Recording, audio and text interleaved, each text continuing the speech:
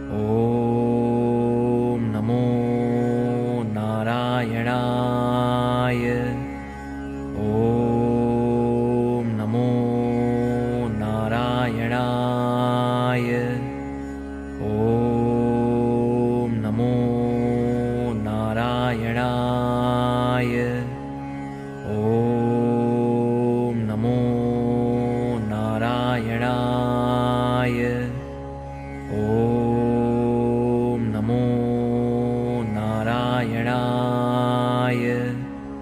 ॐ नमो नारायणाय। ॐ नमो नारायणाय। ॐ नमो नारायणाय। ॐ नमो नारायणाय। ॐ नमो नारायणाय। ॐ नमो नारायणाय। ॐ नमो नारायणाय। ॐ नमो नारायणाय। ॐ नमो नारायणाय।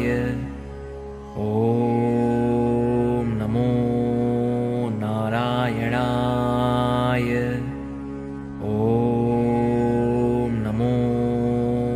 नारायणाय। ॐ नमो नारायणाय। ॐ नमो नारायणाय। ॐ नमो नारायणाय। ॐ नमो नारायणाय। ॐ नमो नारायणाय। ॐ नमो नारायणाय।